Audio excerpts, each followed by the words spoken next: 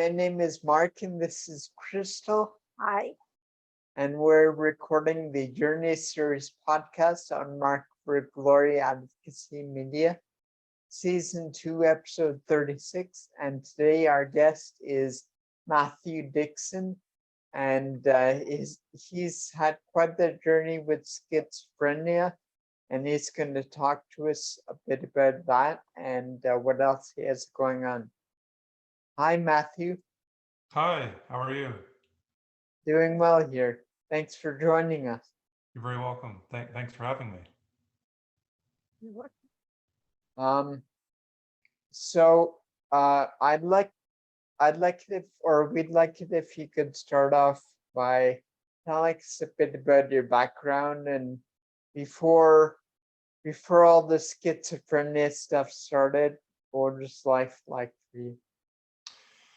I had a pretty decent childhood, my youth up until about 17, 18, 19 or so. That's when my schizophrenia started to kick in.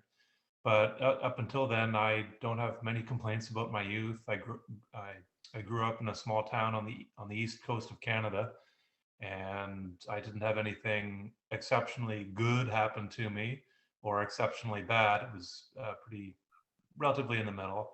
I was a straight A student, so I had that going for me. I did play some sports, played some golf, and I did some running, but nothing. I was never really training for anything. And decent family. I didn't have any problems with substance abuse in my youth. That stuff really wasn't for me. And yeah, those were really the happiest times of my life. It's I went off to university in nearby, about an hour. Well, I went to Nova Scotia for 1 year, and I came back to New Brunswick, where I'm from, and went to university here. But through I was taking civil engineering, but through those years, I had about one symptom come on about once a year, roughly. But I didn't know this. I mean, I went off to university in 1989, and we'd been taught in health class in high school, we'd been taught about mental health, but we didn't learn about mental illness. We'd been taught, if you exercise too much, you can do an unhealthy amount of exercise, things like that. But we didn't learn about depression or anxiety or OCD or bipolar or schizophrenia. I'd heard schizophrenia mentioned in a movie or two in my youth. They usually very incorrectly portrayed schizophrenia, sort of a Jekyll and Hyde personality, and or split personality. So I didn't, when these symptoms were coming on through university, I could still do stuff. They didn't impair me a whole lot, but I talked to some friends about it, but no one really knew what to say. I mean, my very first year, I went to see the university health clinic, because I said, I described to him I was low on energy. He sent me off for blood work. It came back fine. And he said, try to focus on the future and send me out the door, sort of thing. So anyway, that's what I tried to do through university. I tried to focus on the future, whatever that sort of means. And anyway, it was the middle of my, well, between third and fourth year of engineering. I had just sort of had enough. I wanted to do something with my life. And I was going through my drawer, and I saw this article that my mom had clipped out for me a year earlier. At the time, I'd read it and sort of filed it away in my drawer. And I revisited it a second time about a year later. And the headline was, "You can pedal across Canada." And it was about this bike trip that they went, I think at the time they started in 1987. I was reading it in 1992. They went across Canada every summer for 2 months, July and August. A lot of teachers actually want to do the trip, so they focus it, or they start it at the last day of school, and they go till the first day of school in early September. So anyway, this time when I saw the article, it was just different. Like I said, I'd never done anything exceptional out of the ordinary in my life, but this article was grabbing me. And within a matter of minutes, I found myself on the phone. There was no website in 1992. I was on the phone phoning this group saying, hi, can you, I'm interested in doing this. And so they sent me some information in the mail, and it was so exciting to get that in the mail. It was like a 40-page duotang printed off material about how to do the trip and train and everything. And it was so exciting to get that, so exciting.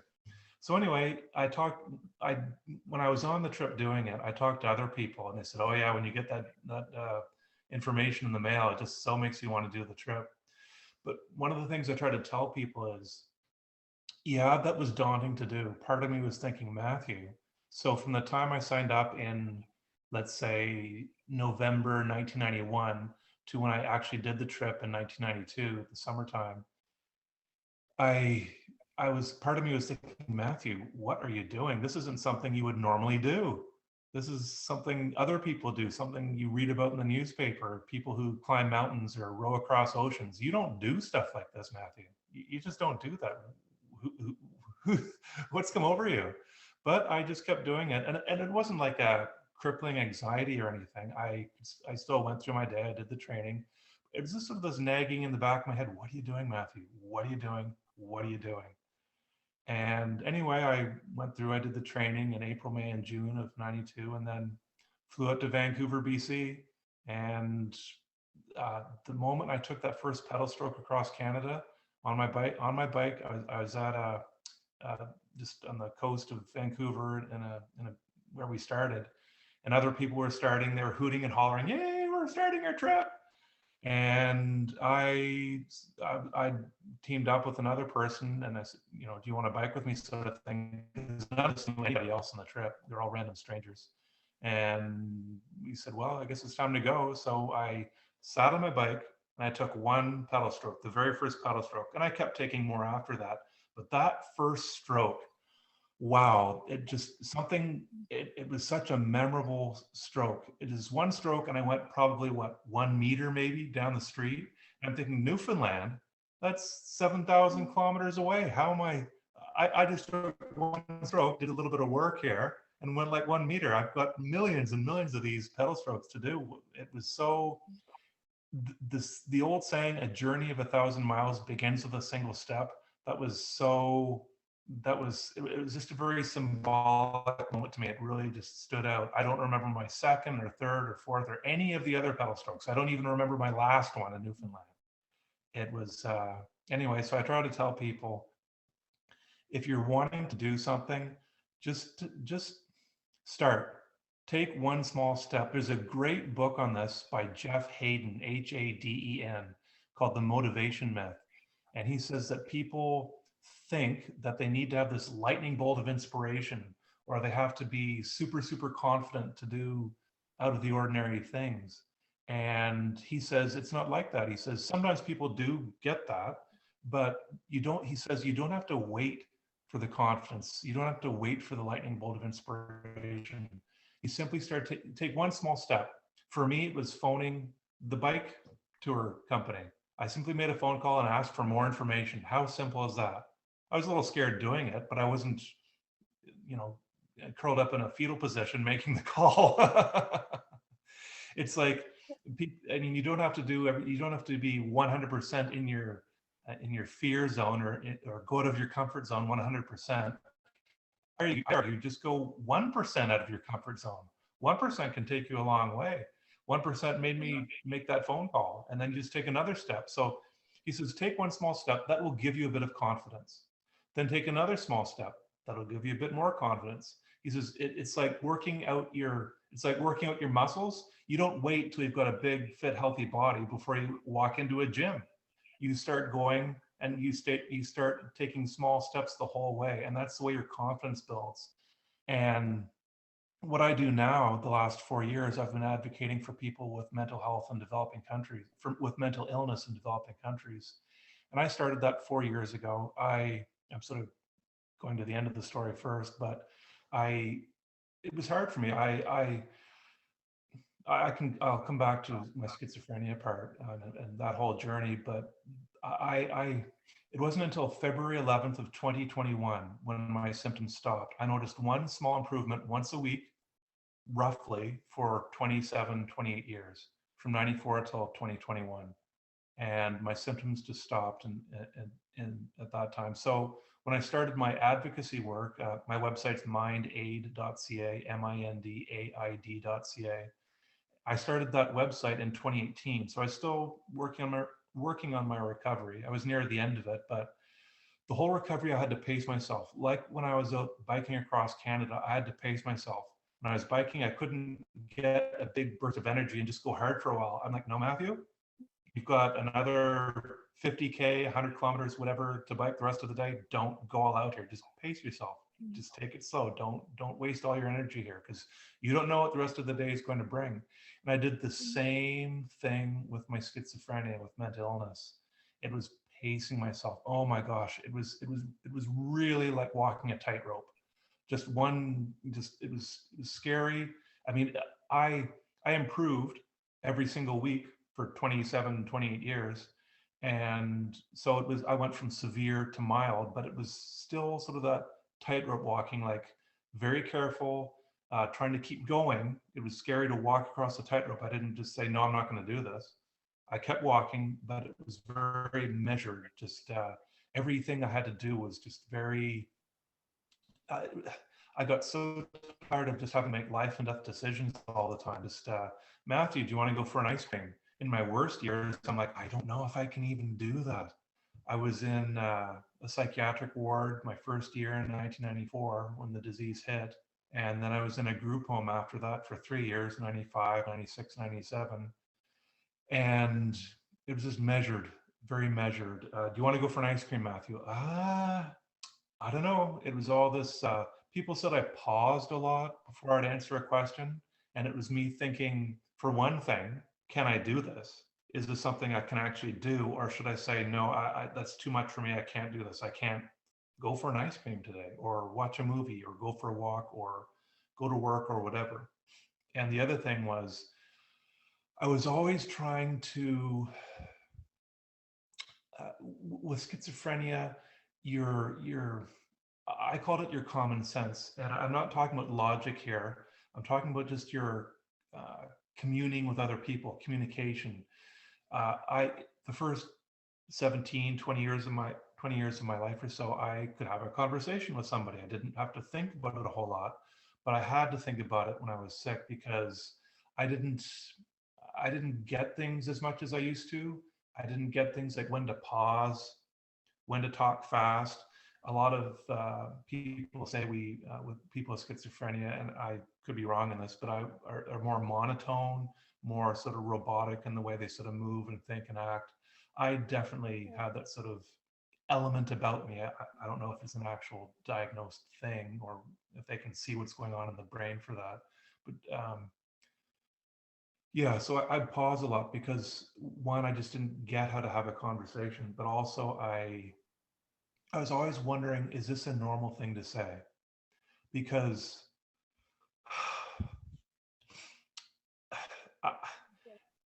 part of me doesn't want to have to use this analogy, but I use the analogy of the Holocaust, and it being just, I wasn't allowed to talk about schizophrenia back in the 90s and in the 2000s. In Canada, the Bell telephone company, Bell, came out with the Bell Let's Talk mental health program. And the States, I don't know what was going on in 2010, but that was huge for Canada here. And I know other countries talked about mental health a lot more in the last 10, 12 years. But it got the ball rolling. Now that mental health is out in the open, so much more now with COVID, it's made it easier for me to talk about mental health. In the 90s, I can talk about mental health in the grocery store now with random strangers. It's everywhere, but I couldn't do that in the 90s. I had to keep it quiet. I had to, if I knew somebody a little bit, after a while, I might try to throw in the word mental health. And then if that went okay, I'd throw in the word depression, see how that went, because it was a step further. Then I'd drop the S-bomb and go with schizophrenia and see how that went. And for the most part, people were receptive, and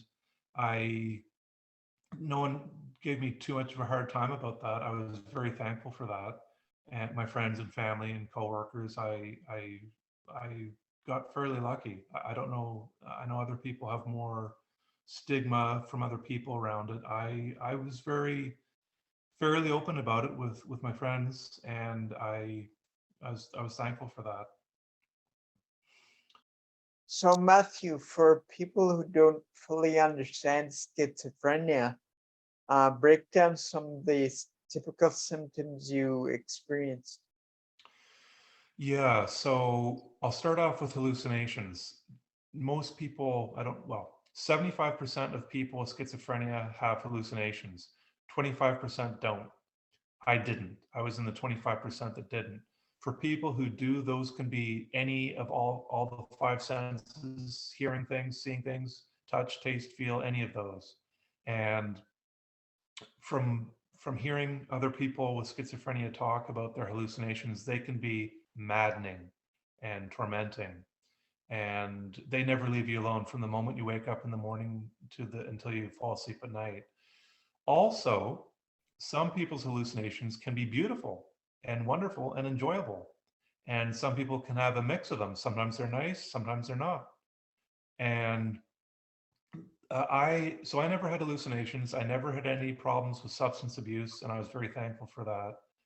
I took my medication faithfully. With schizophrenia, people often say you'll need a medication.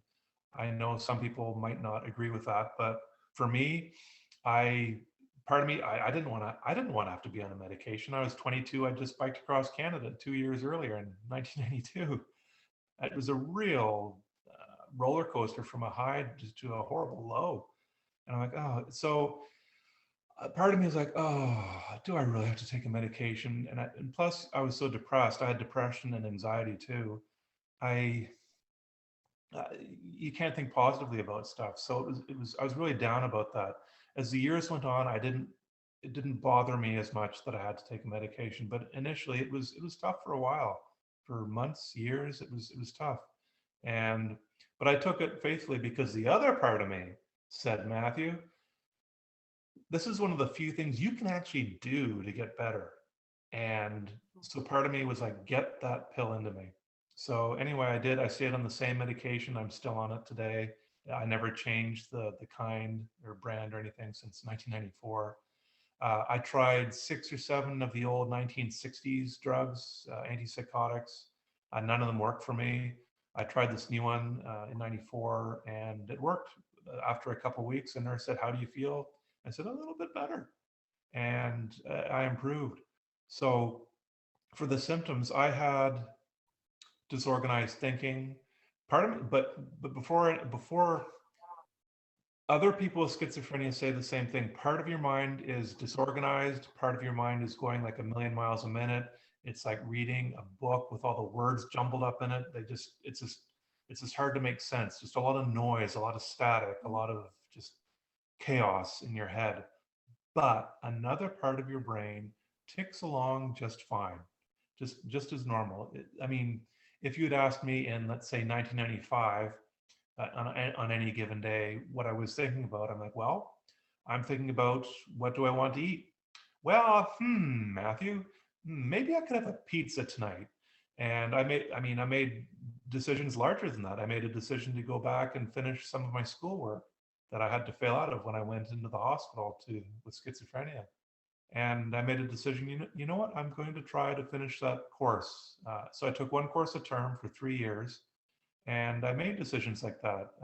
I made a decision to do some volunteer work. And I made a decision to, after 3 years of being in the group home, to move into my own apartment. I'd already lived on my own before then. I mean, I biked across Canada. I could do stuff like that. So I was lucky there because not everyone, sometimes schizophrenia hits earlier, like maybe late teens, and people haven't lived on their own then. They don't have life skills, independency, and that can be tougher for people because they have to learn all that stuff too while they're going through schizophrenia. Schizophrenia hits, and these aren't set in stone, but usually it hits men in their late teens, early 20s, and women in their late 20s. But you could have a woman get it, well, girl get it like 14 or something. It's known to skip generations sometimes. A grandparent can have it, and then a grandchild could get it. but there's mystery around it too. Nothing's set in stone. If you, and I forget these stats, but if you're a couple and one of you has schizophrenia, you're so uh, the general population, 1% of us has schizophrenia. That's general out of anybody. But if one parent has it, the rate goes up to, and this is probably wrong, 30% or so chance that the child will get it. If both parents have it, it's a fair bit more, like 70%, something like that, roughly. And I should look up those numbers because I'm going to tell more people about these as years go on. But so I had disorganized thinking and lack of motivation. I did not want to do anything. For about the first 15 years, I wanted to really just be in a coma. And I did. I say this stuff. I should tell everybody before I start telling people stuff like this. Listen to me with a bit of skepticism, because sometimes I will think about things that I've been saying for years, and I'm thinking, you know what? Maybe I could reword that a little bit better. So, but from 1994 until it was December 18th, 2008, and I said, you know what? I think you could wake me out of a coma today, December 18th, about 15 years. And the day before, December 17th, no, I probably would have wanted to be in a coma before. And you can take that with a grain of salt. That's just me musing about stuff. But it's tough. The motivation, you just didn't want to do anything. The mornings were the hardest part. The early year, let's say the first few years or so, every morning I'd wake up and I'd think, no, no, no, no, no, because the pain would set in. I could sleep fine. The disease let me sleep. I slept like a baby for years. I still get good sleep. But in the early years, I'd wake up in the morning and I could feel the pain start to set in. I'm like, no, no, no, no, no, I don't have to do this. And I'd say, please give me the strength to make it through this day. I said that every single morning, 7 days a week, 365 days a year for like 3 years or so. I don't do that anymore. I wake up feeling pretty good, wanting to start the day. But that took a long time. But before I start talking about people and having to wait a long time to get better, I don't, medications may be improving. I don't know. And I'm not an expert in this, but I've been talking to a young lady, I think she's 25, in Saskatchewan, Canada. She has schizophrenia. She's been on a medication for a number of years now, and she is doing things at 25 that I was not doing at 25. She's putting on events online. She's a certified hypnotherapist. I and I asked her, I said, how do you do this stuff? Is it the medications? Are they better now? She doesn't know. And anyway, that's something for me to learn more about. I want to learn and meet other people with schizophrenia and learn more about their experiences, especially the younger generation, and how, I mean, I'm old now, I'm 50. 1994 seems like just yesterday, but I'm an old goat now. I know. I know it does. I was I was starting high school at that point. Yeah. It make me feel old. So the symptoms, the motivation, it was tough. The mornings were the worst. To simply start the day, to lift the covers off me, put my feet on the floor and start going. That was the one single hardest thing I had to do every single day. Once I was up, it was a little bit easier to keep going, and I just sort of kept going through the rest of the day. There were 5 things that I could do that decreased the pain a little bit. And one of them was the very first thing I was already doing in the morning was lying in bed. I could lie in bed or I could sit in a chair and just sit there doing nothing. That was one thing I could do. Or I could watch TV, listen to music, read, or go for a walk. Those 5 things brought down the pain just a little bit. So, and I yearned for anything to stop this pain. I yearned for anything. I just wanted it to stop. And those are 5 things I could do. There was a real carrot in front of the horse, or carrot in front of the donkey, whatever analogy you want to use, of I'm almost there. My first year in 1994, when I was in the psychiatric ward, I said, you know what, maybe in a couple months I'll be better. maybe in a couple months, maybe there's always hope. Even, I mean, I was always thinking maybe it'll go away soon. 5 years later, 10 years later, 15 years later, 20 years later, I was always thinking maybe in a couple months. And I wasn't thinking 2 months all the time, just sort of generally, I'm almost there. I'm almost there. Keep going. I'm getting closer. I'm getting closer. And I look back and at Matthew, 27, 28 years of chasing that carrot. Like, wow, where did the time go? And people with schizophrenia, they can sometimes be paranoid. I was never labeled as paranoid. I have read in one book, and there's not a ton of literature on schizophrenia. There are a handful of books. There's way more books on depression from what I can find. But there's one book I did find that talked about something like 10 or 12 different kinds of schizophrenia. Paranoid, I think, being one of them, because that's commonly known. Like you hear the word paranoid schizophrenic a lot. I was never paranoid. I never thought that people were after me or that the CIA was spying on me through my TV or phone. I I will say that about 20 years went by.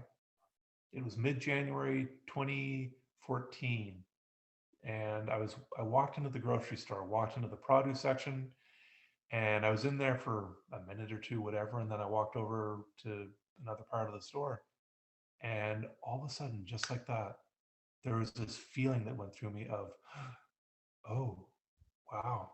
It was a feeling of something stopping chasing me. You know the feeling when you're playing tag and someone's chasing you, and then you think you're done, and then they come after you again. Oh, it's not over yet.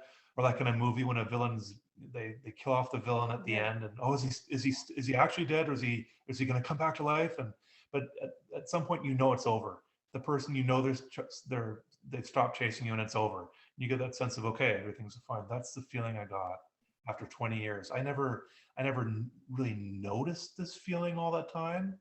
It was, but it just stopped just like that. And I, the feelings, people would ask me for years, do you feel this way or that way? In some ways, I could describe to you different things, different symptoms, but other ways, I couldn't tell you whether what I was feeling was depression or anxiety or confusion or disorganized thinking. A lot of it, I could describe these things too, but a lot of it was just a jumble in me, in my head. And yeah.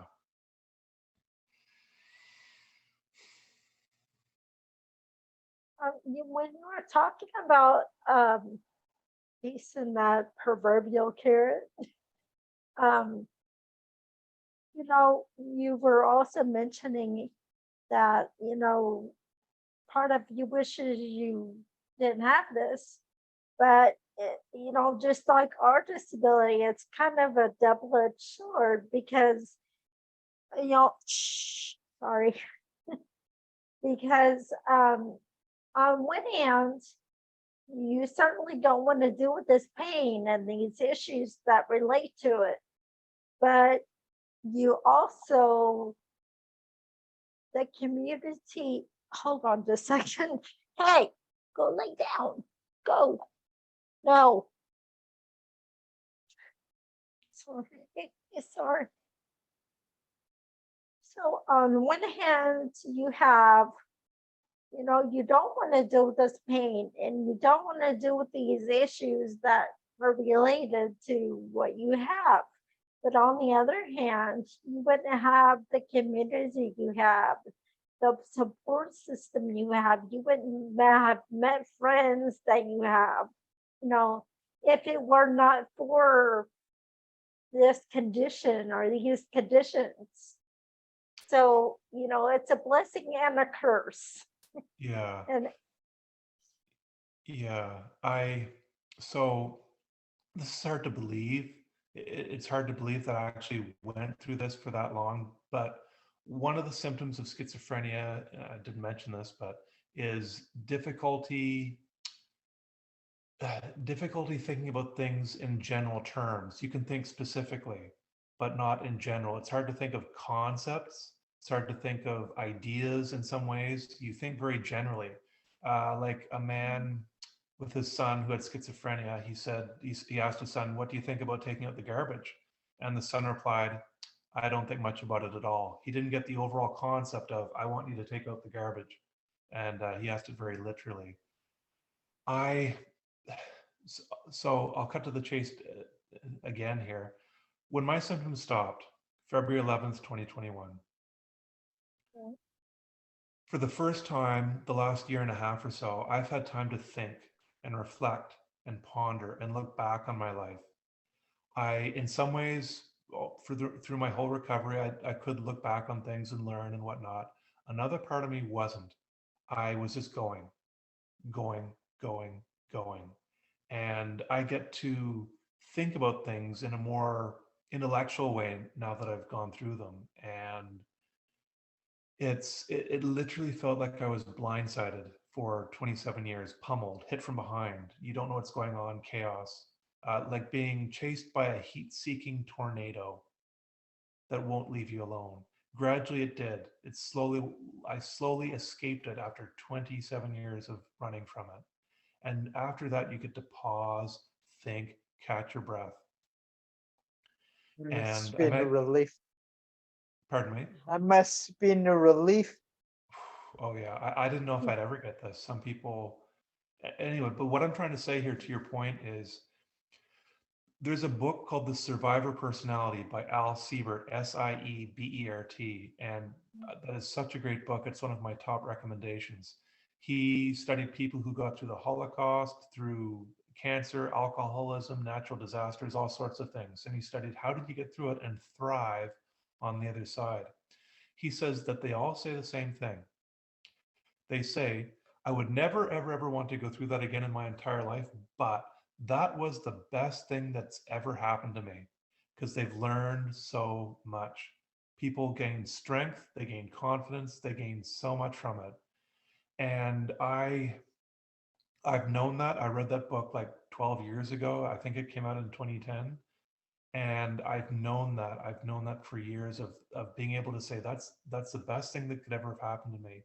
For me, with my pain, and I know other people going through tough things, maybe they're able to think better about it. My cognition was affected. Maybe that's why it didn't come in with me.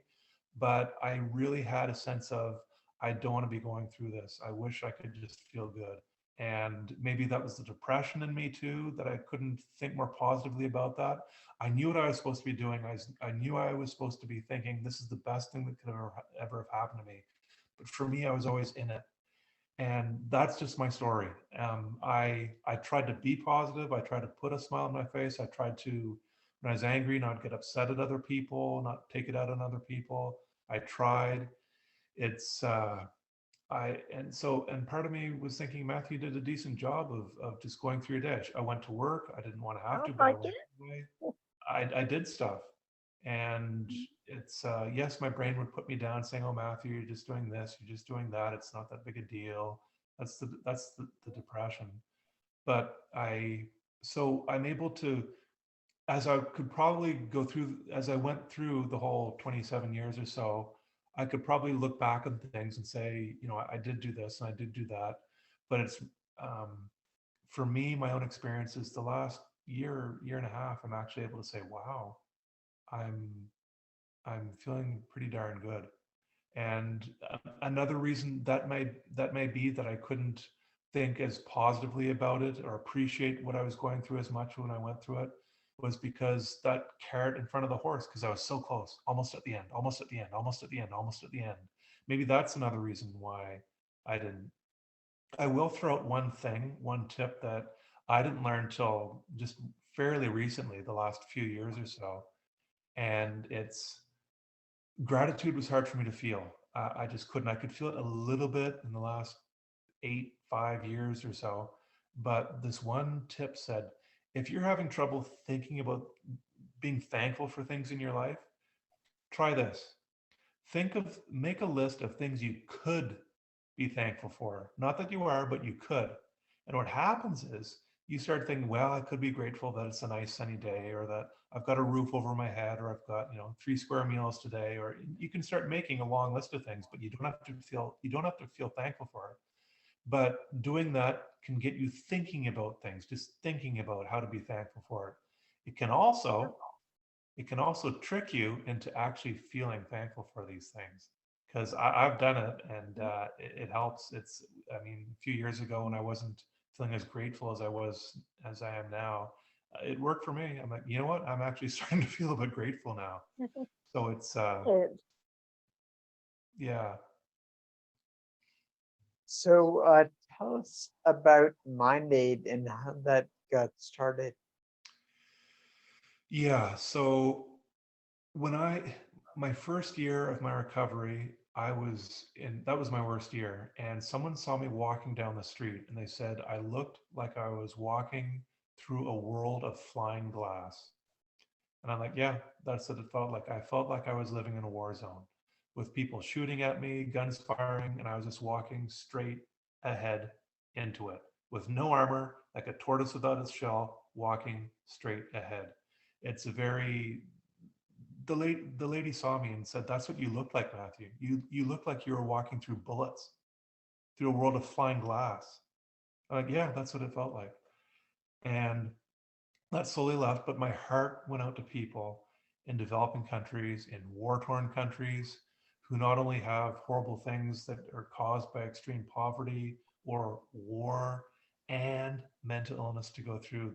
I mean, people may look at me and see me as a bit of a hero. For me, people who've gone through war and mental illness, I'm like, I would love to learn how you did that and learn from you. And that's, I mean, I thought I had it rough. People can go, I mean, I had it fairly easy. The only thing going on in my life was mental illness. Other than that, I had a decent place to live, decent education, decent meals, decent food, decent people. I lived in a decent place with no, relatively, calm part of Canada, fairly peaceful. But it wasn't until 2016, 2017, and I didn't go looking for information on mental health in developing countries. I didn't I didn't think about going looking for that. I don't know why. But in 2016, 2017, this TED Talk by Vikram Patel came up in my somewhere in Google, and I watched it, and it was the first bit of content I'd ever seen on mental health in developing countries. What he did back in the 90s, there was a manual that had been around for decades of how to help people. I think it's called Where There Is No Doctor. And it's how to help people where there's no hospital for hundreds of miles around. How do you treat a broken leg or pneumonia or give birth to a baby or any physical problem? He said, could we do this for mental health where there's no doctor? And he did. It's an actual thing. It's a low cost, scalable, proven effective model of basic mental health care. And there are different models. People use different, there's variations of it. But the World Health Organization is trying to figure out the best way to roll it out to the masses. I don't know when they'll be able to do that, but in the meantime, I started researching the cause, and I found 10. I keep finding more as the years go on. I found 10 nonprofits helping give models of basic mental health care in developing countries. And so 2018, my website mindaid.ca came online, and it's a simple website, one page, and what I've tried to do is simplify the cause for people. And I don't go into depth in any one subject, but I try to simplify it for people so that it's more buzzworthy content, more sound bites, that sort of thing. I say there's three stats I throw out to grab people's attention. One is some countries have one psychiatrist per million people. Mm. Some people are actually kept in chains with mental illness in some countries. They estimate hundreds of thousands of people, not a million, but hundreds of thousands. And it's hard to get estimates of these because they are often hidden in sheds and whatnot. They're kept in chains with untreated mental illness in 60 countries, hundreds of thousands in 60 countries. The other stat I throw out is over 270 million people in developing countries have no mental health care. That's like saying almost all the United States are all mentally ill and all untreated. Mm. It's huge. It's vast. And if you went online and thought, well, how would I help someone with depression in Africa? Where would you go? Who would you give money to? The large humanitarian organizations like Oxfam and UNICEF and World Vision and Plan, they do work with mental health.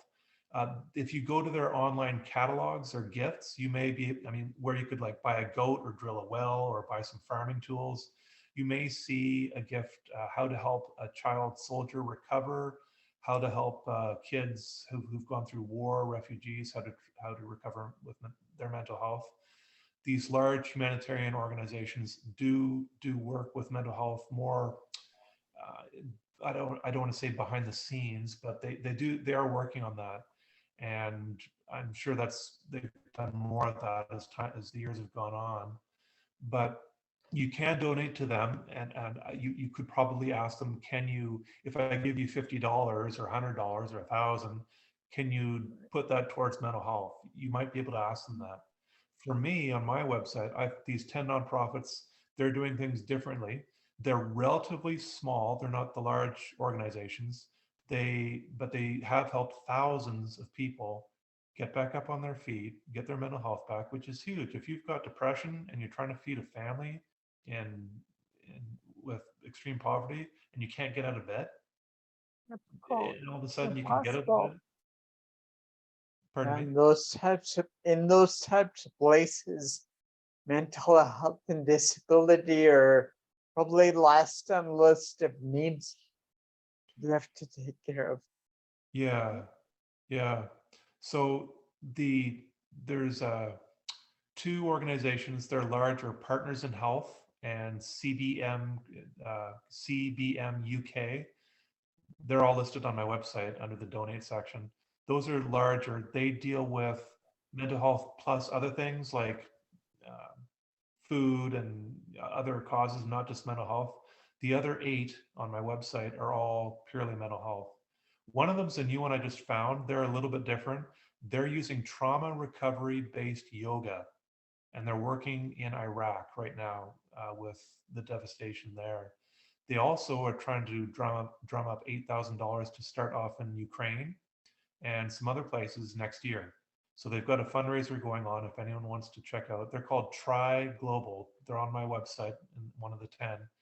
And Try Global, Trauma Recovery Yoga Global. And Brenda Hershey is the founder of that. The other two I try to tell people about are Strong Minds. They work in Uganda and Zambia. They don't use medication. They use group-based talk therapy. They're helping women, primarily because women, they do a lot of the work there, and there's such a ripple effect from helping a woman get back up on her feet. And they focus on depression. They help women with depression. They get them into groups of 8, 10 people or so, and they go through a session or so a week for so many weeks, and they have astounding results. They've got a lot of, they're doing great work, and they've got a lot of good things going on for them. You can donate with cryptocurrency. They're up to date that way. That way, they have some really good results coming from them. I myself have started a fundraiser as part of their platform. You can make your own fundraiser with their own, like right on their own website. I started one back in last December. I've got a goal, and I could fall flat on my face with this, but I wanted to do it anyway, of raising $1.8 million US to help 10,000 women at $180 per woman, 4 Strong Minds, get treatment for her depression by the end of this year, December 31st, 2022. Someone, that was huge for me. I haven't raised a whole lot for that yet, just piddly amounts really, but I'm thankful for all the people who've donated. Really, I am. Someone said, Matthew, why don't you get 2 sports teams to duke it out between each other to see if they can raise, large sums of money for that cause. I thought that's a great idea, and so I looked up. I'm in Canada. A long-standing rivalry is the Montreal Canadiens and the Toronto Maple Leafs. And someone said, Matthew, go to their online fan groups on Facebook. They've got about 10 or 12 groups at least for each team, the largest of each being about 20, 30, 40,000 fans in each one. And a sports mental health podcaster said, Matthew, why don't you approach them? If you're open, honest, transparent, vulnerable, they may take you on. I don't know if they will. I haven't approached them because I don't want to mess this up. I'm not in either of those teams' Facebook groups, and I'm just trying to figure out the best way to go around about this. If anyone listening to this it wants to start a conversation in one of those groups, Toronto and Montreal, maybe they might not take it on. Maybe I might have to go to another rivalry You somewhere. never know who's watching. Yeah, I'm hoping it's that. So I really need to tackle that before the end of the year. I've got a few months here, and so yeah. The other nonprofit I try to tell people about is Find Mind. They're one of the 10 on my website. They're relatively new. I think they've been around for 3-4 years maybe, and they're trying to get their feet underneath them. They've got great results so far. They have Forrest Whitaker, the Hollywood actor recently in Star Wars. His foundation is helping them out, and he's got Rotary. The founder is Pavel Repo, Find Mind, and he's got Rotary clubs behind him. He's working in Uganda. Strong Minds works in Uganda and Zambia. Another one, the first one that came along was Basic Needs, and they've got a few branches. Basic Needs US. They are Basic Needs, and I'm going to get this wrong. Basic Needs Kenya and Basic Needs Ghana. And Basic Needs Vietnam. They Basic Needs was started in 2000 by Chris Underhill. They've been around for a long time. Basic Needs US works in a number of countries. They also work in the US. Basic Needs started one of these basic mental health care models in an urban setting in Detroit and in New Mexico with an indigenous, in a rural indigenous area. And they got good results. And so basically this, there's Shekhar Saxena. He spoke at the UN recently. He's from Harvard University. He said, every country, when it comes to mental health care, is a developing country. Yes, I'd rather be in Canada for mental health care than some places in Africa, but we're all on the developing country mental health care scale. So these, there's poor places in Canada and America, other developing countries. There's homelessness and poverty. Can we get models of basic mental health care here, working here? Strong Minds just this year started Strong Minds America. They're trying to use these models of what they're doing in Africa with group-based talk therapy in America. How great is that? Yeah. Cheap and easy. And helping people get back up on their feet. That's huge. So, yeah.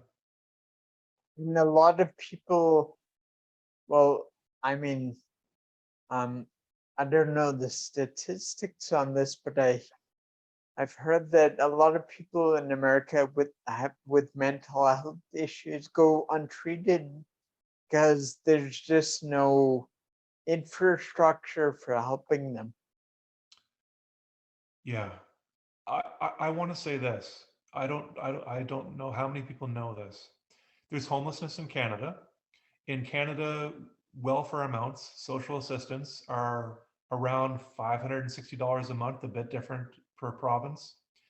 In 2002, in Quebec, Canada, a lady by the name of Louise Gosselin took the government to court, saying it is cruel and inhumane to give people below subsistence levels of welfare. Cruel and inhumane. 9 judges ruled against it 5-4 in a heated discussion, that it was not their decision to make that decision. That's how it ended in 2002. Part of me is thinking, so homelessness organizations have been working on this for years. They can't do it. The COVID comes around in Canada, people, not everyone, but many people got a benefit, the COVID benefit of $2,000 a month, rolled it out. Mental health started being talked about in COVID.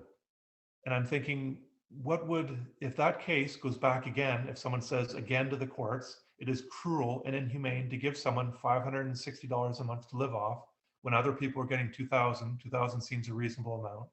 How would that go over now? It was a heated debate, just 5-4 ruled against in 2002. This is 20 years later with so many changes. Is it time to take this up again? In the States, similar, other developed countries with homelessness, Is this something that we should be talking about in a big way? That's- We learned through COVID all We've these had the things. conversation so many times. It's all tied together, and you know, people who have power in either Canada or the US, they don't really have a vested interest in lifting people up out of poverty and taking care of their needs. They're more interested in taking care of voters. Yeah, I I I've got schizophrenia. I'm managing it. You could say I'm finally managing it after almost 30 years. I am told I have to watch my stress levels for the rest of my life. I'm on a medication. I plan to stay on it. They may find a cure someday. They may, and I'll have some, I don't know, magnets put on my brain or some surgery or some, who knows, and I may be cured and say, okay, Matthew, you're good to go. It's all done. No worries there. You're off the hook. Until then, I have to watch my stress levels. I'm trying. Yeah. I, I'm trying to keep going and tackle more things. I want to be a spokesperson for schizophrenia. I want to be a spokesperson for mental health in developing countries. And I'm hoping that I can have a large reach. I'm hoping to raise millions of dollars for mental health in developing countries as the years go on. And I'm trying to do things while with this 3 decades of schizophrenia nagging at me. And so I keep tackling things though. I keep tackling things. My confidence keeps growing. I'm doing That's great. things. Thanks. I'm doing things in my 4th year of advocacy with MindAid that I wasn't doing in my first year. And I'm looking forward to how much more I can take on as the years go on while keeping myself non-stressed. Right. But so far so good. Can I be a That's a amazing. spokesperson for? I'm glad we're talking to you about it because you're very encouraging for other people that have the similar situation as you. That do not have the resources, as you said, back when. Well, it was like that years ago, when I had a brain tumor first 20 years ago, 23 years ago, and then was diagnosed with ataxia right after that, like within that same week. So, and at that time, my parents didn't know, nobody, no doctor, nobody could tell them anything about anything I was going through. So I can definitely understand where they're coming from with that. But, people now, they can talk to people like me or you or Mark, and a bunch of others now that, they have been there, they have been through an experience that can speak more than doctors or researchers. Yeah, yeah. And um, on the topic of doing meaningful work, it's sometimes hard to balance disability and doing any kind of work, because depending on the nature of your disability, it can be a full-time job, can it? Yeah, Just managing the symptoms and all that stuff. yeah. It's for me. It was tough because I never knew how I was going to feel in 5 minutes, the next day, the next week, at a certain time at 3:08 p.m. on a certain day, 2 months from now. I didn't know how I was going to feel, so it was so hard to plan stuff. I mostly just had to focus on a few minutes at a time, something I could do for the next few minutes. Yeah, Well, it's certainly great work you're doing, and that's good advice to keep just focus on what small improvements every day, and I think that would help people a lot. Yeah, but It's certainly helping you. So I mean, if I was in your shoes, I would definitely be, oh hey, this works. I might try some of that. And as we've spoken before, everybody's different. So different things work. You have to try certain things. But it sounds like a lot of what you're doing is working for you. Well, I'll tell you one thing. I spent a lot of time reading books on how to get myself better. There's one book called Verbal Judo, The Gentle Art of Persuasion by George Thompson. And he's a police officer. He created verbal judo for police officers. Police officers in the States have been trained in this. The Rodney King beating in LA years ago, the police officers involved in that were just a couple weeks or so from taking their verbal judo training. Verbal judo is taught to enforcement officials around the world. It has made my life so much easier. If you go to my website, mindaid.ca, in the About section, there's a link to all my links. And if you go to my Medium, medium.com, it's a writing platform, blog article platform. I've got an article there that summarizes verbal judo. And it's, if you don't have time to read the book, but it's made my life so much easier in dealing with people. Psychologists say oftentimes when people come in to talk to them, they talk about the people in their life giving them problems. If you can get a handle and lower your stress from other people, that's huge. Another book that I talk about is Mark Divine, like Divine Intervention. He's a Navy SEAL. He's trained and created thousands of Navy SEALs. He's got books on how he does this, on how he gives away all these secrets of mental health, mental mindset, mental tricks for Navy SEALs in his books. Unbeatable Mind by Mark Divine. That's a great one to start with. It's I just read a few pages of his book and I feel like I'm ready to take on the world. I mean, I'm no Navy SEAL, after reading his books, but it just gives you confidence. Olympic athletes have written books on how they think. They've written this down. They're in your libraries for free. Read these. I mean, people think we're geeks for going to the library. Some of us, especially when you're younger. My heavens, if people knew it was in there, all these secrets given away for how to do these things. They've made my life so much easier. One of the things I try to tell people with mental illness is, sure, I mean, I had these books, I had this knowledge for years, all this stuff on mindset and Navy SEAL thinking and police officer and Olympic athletes and top world-class CEOs. And yeah, maybe I couldn't have used this for all those years because I was still sick and depressed and had to watch my stress levels and my confidence is lower. But I had that knowledge. The old cliche, the old saying, knowing is half the battle, I found so true because it would still lower my stress levels.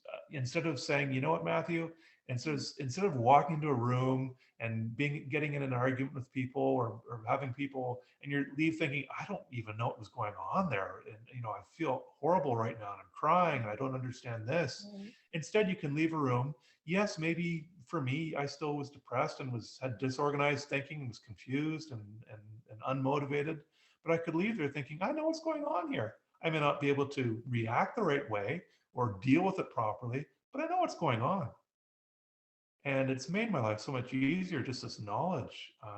Reader's brain, a lady I know. Exactly. Sorry.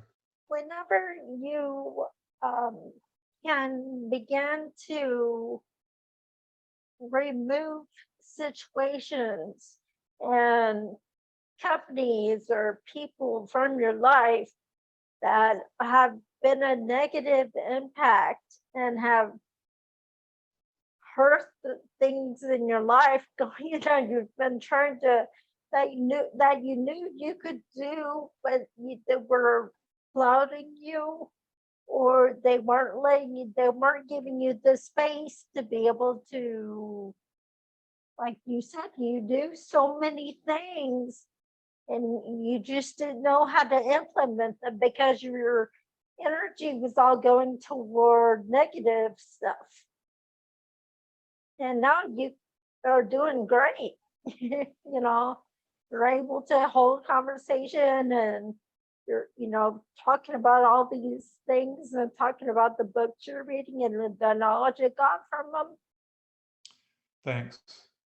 I I want to throw out this: reading people's body language and having more emotional intelligence. I didn't really have a whole lot of that as a teen growing up. When I was healthy, I lost that. It was hard for me to read people more when I was sick. But as years went on, I got better at it, and I'm doing better now than I was as a teen. I'd say maybe 4 years ago, a friend of mine who's an accountant, he gives a test. There's a test you can do. It's a series of people's eyes. You just see their eyes, that's all it is. And they ask you, what is this person feeling by just seeing their eyes? And he gives that test to his accountant people in his courses. And he said out of, let's say, 20 of them, maybe people on average get 12 or 14 of them right. I got like 18 or 19 of them right. He says, you're the highest I've ever seen. And I'm the one with schizophrenia. I'm not a healthy accountant. So I've learned this stuff. It's not, and I've got schizophrenia. It's not, yeah. Before we go here, Matthew,